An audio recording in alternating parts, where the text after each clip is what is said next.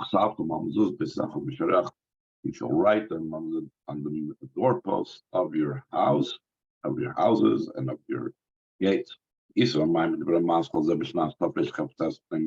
it's brought down the Maamar Dvar Malchus said 100 years prior to this Maamar. In other words, in 1869. You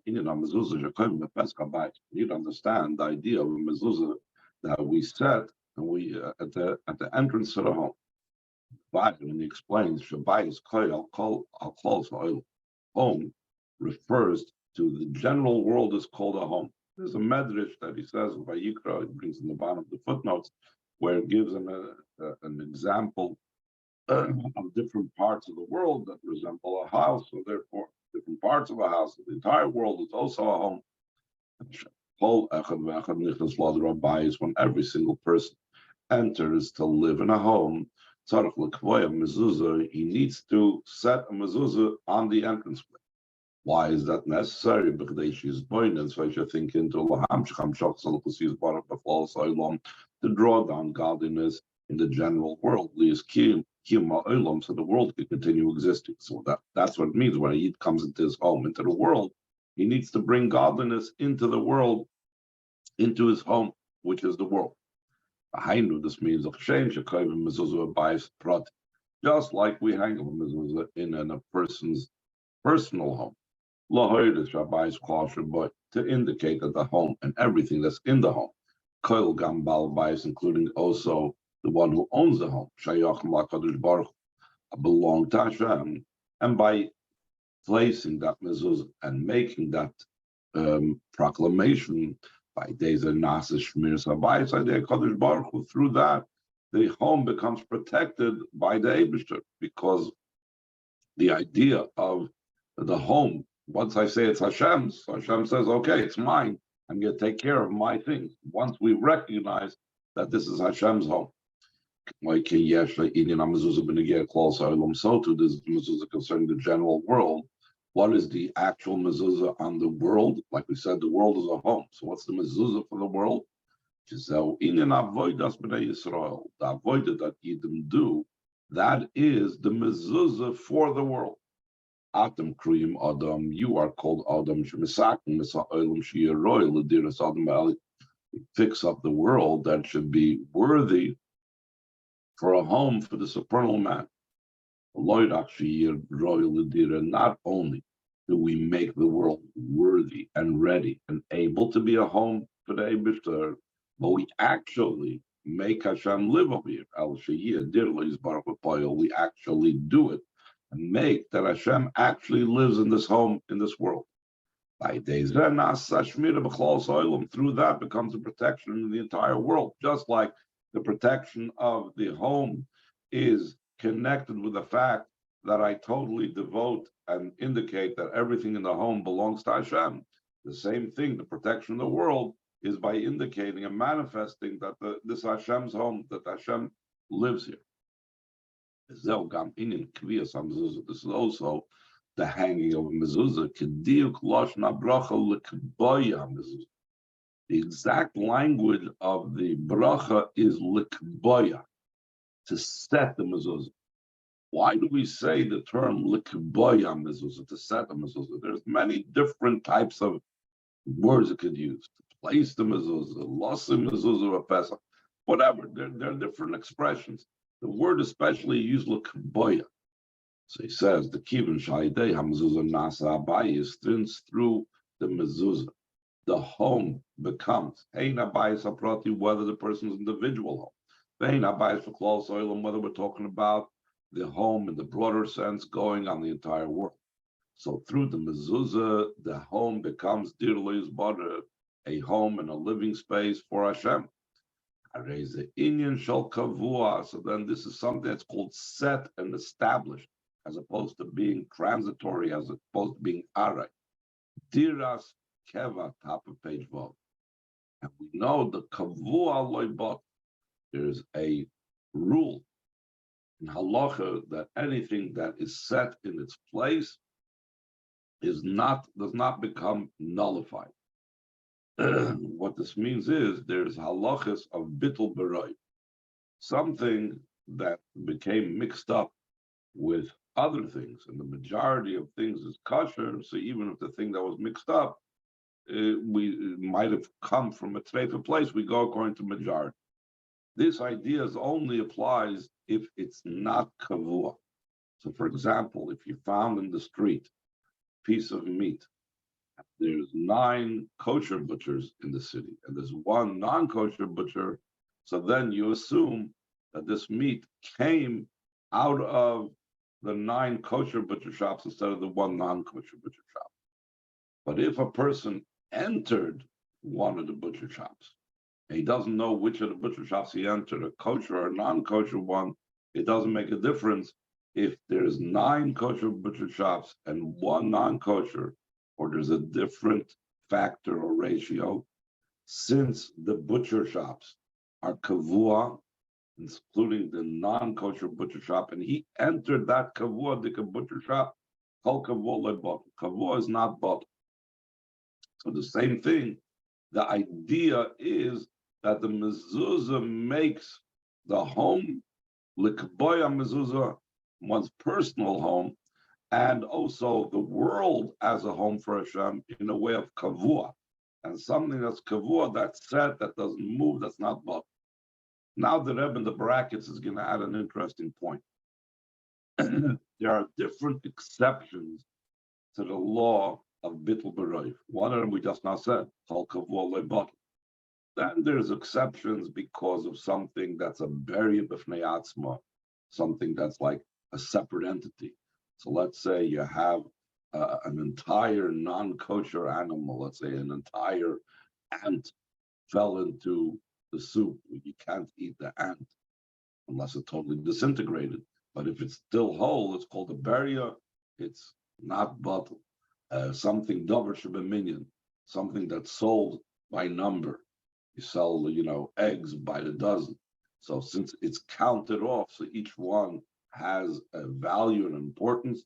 So if a non-kosher egg got mixed in with a majority of kosher eggs, it doesn't become bottle. So there's different things. A davar chashuv is not bottle. There are different things that are an exception to this rule. The Rebbe says a very interesting thing, that there are different levels of exception. There are things that are an exception to the bittul b'roiv rule midrabanan, and there are things that are an exception to the bittul b'roiv rule that's midaraisa. So he says in the brackets, page top of the page, to note the rule that kavua is not bottle is surely a Torah sourced halacha, and not like other rules of the exception to the bittul b'roiv rule. Concerning the other ones, there is a discussion, a back and forth, a give and take, and your idea speaks about, is it min ha-Torah that they are not bottle, let's say a davar minyan or a davar chashuv, etc., or is it only the Rabbanon? So what does this have to do with our case? The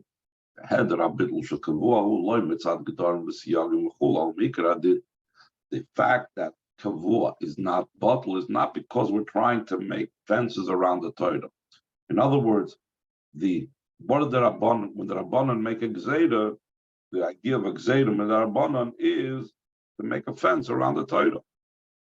Therefore, since it's to make a fence around the Torah, so it's not with the same power like a Torah-oriented thing. So when the Rabbanon say that the davar chashuv is not bottle, or the davar beri is not bottle, or the davar minyan is not bottle, according to some opinions, these would fall into the category of only a gedar and v'siyag. But the fact that kavua is not bottle, that's elam ikra din. That's from the din itself. That's a minatoira dika thing. So therefore, the way this manifests itself in the world as well is when he does Torah mitzvahs, and when he puts up a mezuzah, it's a kavua dika way how we make this Hashem's home. Further, line 6, the Indians and this idea, through the mezuzah, general world becomes a home for the Eibishter. At present, this is concealed. We do not see how the world is a home for the Eibush. I will also love a years of Begilui, but in the future, this is going to become revealed. The Gam Oz Yitztarech Lias Inyan Hashimur Aidei Mezuzos Bitzach ובשעריך. Even then, when it's already revealed, there'll still need to be the fact that Hashem guards the world through the mezuzos that are placed on your homes and on your gates. And as we know, what's it mean, B'Sharecha? What does the gates come to include? That it comes to also include that even the gates of the cities also need to have a mezuzah. Some of the gates in the old city, I think, if you look at it, you'll see in Yerushalayim have mezuzahs on the gates. So what does it mean, gates of the cities? Why would there be gates to the cities? There's no reason for the cities to be walled. Though in the future when Mashiach comes. The Navi says that the Yerushalayim will be an open city. Prozis means an open city that doesn't have any walls. There'll still be the idea of a wall, like it says. Hashem says, I will be a fiery wall around Yerushalayim. So therefore, since there will be the idea of a fiery wall of protection, so that is the same idea that in Mashiach's time there will be the protection of the mezuzah. So now the Rebbe is going to go on further in elaborating what the Rebbe Marash says in his Maamar concerning what the idea of the mezuzah is. Any questions before we go on to his bait? We're holding line 15, his base. The Maamar continues, you to understand the idea of mezuzah. You need to preface what it says. If the servant will say that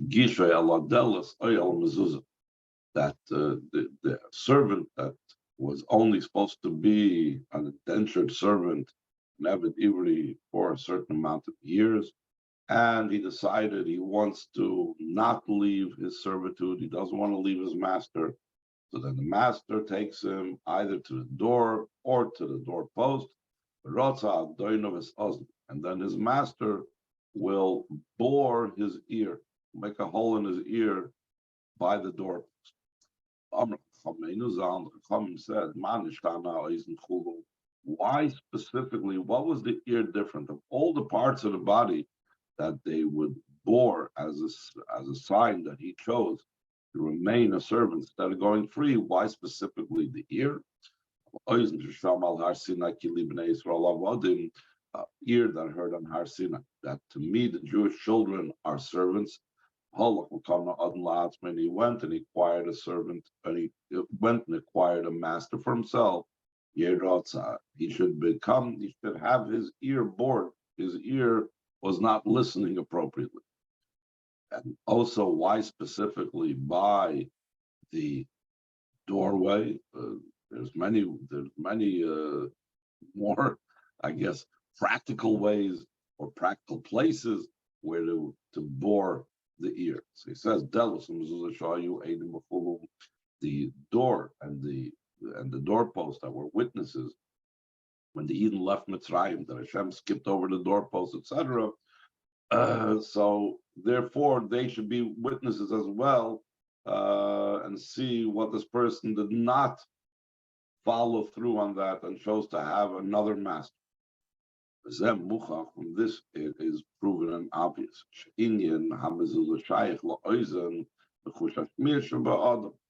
But that the idea of the mezuzah has to do with the ear and the sense of hearing this by a person. That's why we do the boring of the ear at the mezuzah. So the Rebbe says, what is that connection spiritually? It's known every mitzvah, as it's known, relates specifically to a specific aspect of a person. And we give an example. Just like when we talk about a general avodah at the beginning of Krishna, it says, serve the Eibishter, love him with all your heart, with all your soul, with all your ma'od. What does ma'od mean? One of the translations of the word ma'od means money. Yet, there are those mitzvahs that are associated with a person's money. For this, it says, with all your ma'od, with all your money. Mezuzah, for example, the mezuzah has to do with the person's possessions, his person's money. He takes his objects and he turns it into a mezuzah. He places his mezuzah on top of his possession, on top of his home, which is his possession and contains all his possessions. Similar to this, also the mitzvah of tefillin that's mentioned prior to this in the pasuk, that it speaks about the mitzvah of tefillin. So the mitzvah of tefillin also involves spending money. As we know these days, buying a pair of tefillin can be very expensive. Then there are mitzvahs that don't need any external objects that you need to pay for, but it has to do with the person himself. My mitzvahs have, for example, the mitzvah of love. So therefore, we see the distinction. There's mitzvahs that have to do with a specific part that's outside, then there's a specific part that's inside. Well, pratis yosef more specifically in the mitzvah the mitzvah love is specifically located in the right side of the heart. I know the though the love has to expand, and literally all your heart, and all your heart is means the right side of the heart, left side of the heart, and your whole soul, and your whole money. So the love is supposed to be all encompassing. Still in all the main love is in the right side of the heart. And from the right side of the heart, it expands to encompass the entire heart, both the right and the left, and then there's the mitzvah. So to concerning the mitzvah mezuzah, though in general it's connected with the person's money, more specifically concerning what part of the person himself. Externally, you're right. The mezuzah has to do with the person's money, the person's possessions. But internally, what part of the person does the mezuzah relate to internally? It's associated with the ear and the sense of hearing that's in the person.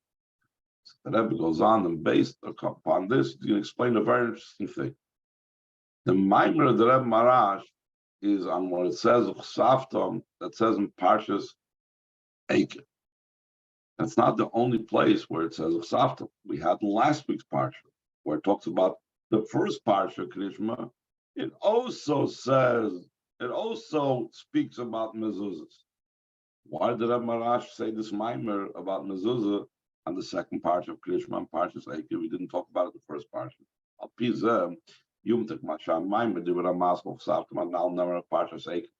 According to this will become Gishmak. Why the Maamar entitled Saftam, that from the Rebbe Marash, was said in Parshas Eikev. After Pasuk Saftam Goyim Nemer Gam Parshas Veschanan, though the Pasuk that you shall write him says also in Parshas Veschanan, Shalafnei Parshas Eikev, that's before Parshas Eikev, Barigam Inyan Zeh. Also this concept, HaPasuk Sha'olav Nemer HaMaamar, the Pasuk concerning which the Maamar is speaking, who chelik b'teres Rabbeinu Nesienu, it's a part of the teachings of our Rabbeim. So the very fact that they chose to say it on the pasuk in the second parsha of Krishma and Parshas Eikev, and not on the first parsha, that itself is part of their Torah, part of what we need to study. So he says, between Parshas Veschanan and Parshas Eikev, who the difference between Veschanan and Eikev is your Parshas Veschanan Nemar Ebre Nova Ere. Parshas Veschanan says that Moshe Rabbeinu asked, I want to cross and see, and like the Rebbe is going to explain. Veschanan was about vision and sight and eloquence. Eikev Tishmon is about hearing. And since in this Maamar it talks about mezuzah's connection with hearing, therefore explains it in the Parshas Eikev. Let's see the way the Rebbe says on the side. Moshe requested and wanted to effect that Yidden should have the level of vision and godliness. Not just that they should understand and hear about godliness, Shema Yisrael, but they should also be able to see it and perceive it as if something that they're seeing with the power of sight, as I'll soon explain about that quality. Though he was not successful, all that Hashem agreed to was only the level of hearing. Top of page Ches, like it says afterwards, and now ye do listen. So therefore, since he was refused entry to Eretz Yisrael, he was refused the request Ebra Nova Erev. Therefore, he had to go to plan B and say that's going to be now Yidden listen. So seemingly, Parshas V'Schana is also not about seeing; it's about hearing as well. Still in all, Moshe Rabbeinu was successful somewhat in drawing down the idea of vision in a transcendent way, not in a way that permeated the Yid. Because it says the word tzaddikim, the tefillah of tzaddikim, or tefillah b'chlal in a chezeres reikam, it's not something that's refused totally. So therefore, part of his tefillah was answered that he did. He was played the idea of an iyah, a vision, but not in a way that the ultimate iyah that should really permeate. Not only in that, but by some it actually is in a way that they could see it. Line 3, in addition to this, Moshe Rabbeinu, as it's known, affected and brought down the idea of vision that they can actually see by certain special individuals. They could see it. Like we said before, Moshe Rabbeinu's tefillah is not totally disregarded. So there was some type of real vision that he did affect. So Parshas V'Schana still has to do with the idea of vision. So the Rebbe Marash that's talking about the idea of mezuzah having to do with hearing doesn't belong in Parshas V'Schana. Mashenke in Parshas Eikev as opposed to Parshas Eikev Nemer, it says V'hoya Eikev Tishmon, it will be since or when you will listen. In Yinashmiya Dafke, the whole parsha is about specifically hearing. The Kivin Shetoichem Maamar Zehu Miles from Nashmiya. It could look among. Since the content of this Maamar, the Rebbe Marash, is the advantage and quality of the idea of hearing, like we all mentioned further, therefore this Maamar has a connection with Parshas Eikev, Shin Yom Navoy Eikev Tishma, that it says that when you will, or since you will listen, and therefore that's why the Rebbe Marash said this Maamar on Parshas Eikev and connected it with the Chesaftam that says in Parshas Eikev, not the Chesaftam that says in Parshas V'Schana in the first parsha of Krishma. So the Rebbe goes on line 10. To note what's brought down from the Eira Torah and the Samach Tzedek was explained. Pilish Vaya Eikev Tishmun, the Samach Tzedek explains in the Eira Torah, Sheshmiya Kailelas Shloisha Pirush. The word Tishmeun, hearing, that's the way we're translating it, but it's much more than that. It includes in it 3 meanings. The translation of the word Shemiya can mean 3 things. Shem Sholish Bechinis, that these 3 things correspond to Machshava, Dibra, Maisa, thought, speech, and deed. So what are the 3 meanings in the word Shemiya? Pirush Echad, one explanation in the word Shemiya is Lashon Havon. From the word understand, when we're saying Shema Yisrael, we're not saying listen with your ear. We're talking about understand. As we see in the pasuk, the pasuk says, "Speak, because your servant is not listening." The Chazal explained, but it means Shemea means they understand, and that's what Chassidus a lot of times say. Shema Yisrael, Shem Elokeinu, Shem Echad does not mean hear, but it means to understand and meditate and think into it. The Hainu Shemei, when he understands, which is the level of Machshava. So that first explanation on the word Tishmun. The Tishmun is from the word understanding, that corresponds to the level of thought. Another explanation, Pirusheni, second explanation, the word Shmiya is Lashon Asifa, from the expression of gathering. It says in Tanakh that Shaul HaMelech gathered. He gathered the people together. He used the word Vayishama. So you see, Vayishama is not about hearing again, about action. That's the level of Maisa. So we see again, three different Pirushim. One Pirush, understanding, that has to do with the garment of thought. The other Pirush is an action of gathering, that has to do with the world of action. And the third explanation is a simple explanation, like we always understand, from the expression of the ear hearing. That has to do with the middle garment. That's the garment of speech. Because the ear hears the speech. Now, the Torah goes further. Once we've established that Shmiya has three meanings, and those three meanings correspond to the three garments, there's the way these three are all included in the one, in the Machshav. And the Tzemach Tzedek in the Torah continues to explain that these three explanations, these are the three levels of thought, speech, and deed. Are in the thought itself. When it says Tishmun, Tishmun includes all the three meanings in thought itself. How come?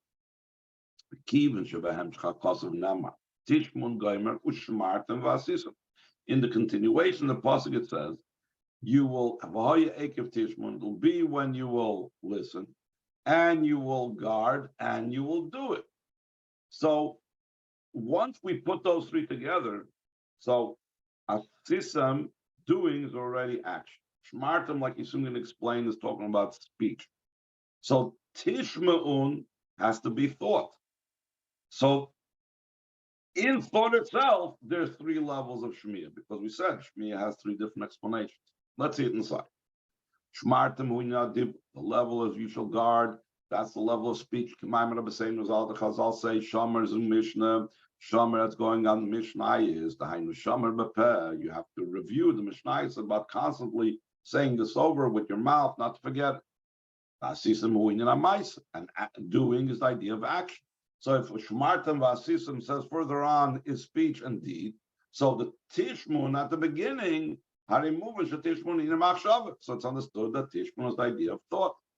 So now, since we said that Shmiya has in it three meanings, so the Tishmun, which is talking about thought, must have in it three meanings. Okay, so we have to say, Shloish is Hapirushim, top of page test. The Tishmun, Machshava Dibra Maitza Kefishem Machshava Gufa.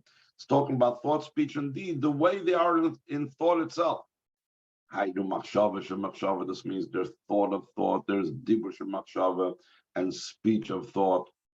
Maisa Shemachshava, and action of thought. The Rebbe doesn't go into it over here right now, but in other Maamar Mechsidus it speaks about, say, Maisa Shemachshava is the way I actually formulate a picture of the words in my mind, the picture of the way the Aleph looks in my mind. That's like the action of the thought. Dibur is the way I'm thinking about how I'm going to speak something. Machshava Shemachshava is you're thinking the idea itself with no regards to the form and the speech and the action that it's going to take. Mikal Matan, the Rebbe says, he concludes, move on, it's understood, despite all of this that we just now brought from the Tzemach Tzedek, that's three levels in thought, it's still understood that when it says, it still means the simple, literal meaning of listening with the ear. How come? Maybe it only means this pirush of the Tzemach Tzedek. Because if the intention of this pasuk is only the idea of thought,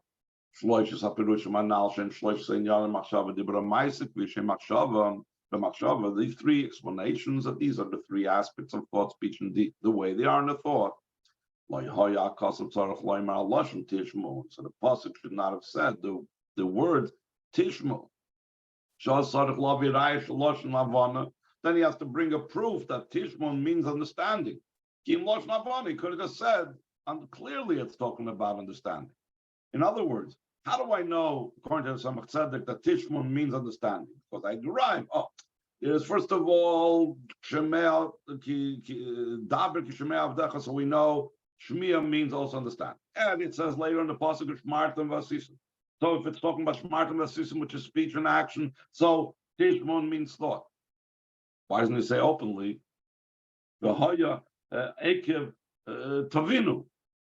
The fact that he doesn't use the word Tavinu is because because V'hoya Ekev Tishmon is also meant to say, in the simple sense, listening and hearing. Line 11, similar to that, according to the explanation, that it's going on the idea of action. Perhaps Tishmun is trying to tell you about action. It's like he should have said, so why does he say a term that's like meaning hearing? Since it says specifically an expression of Tishmun is going primarily on the listing of the ear kipshuta in the simple sense. Any questions?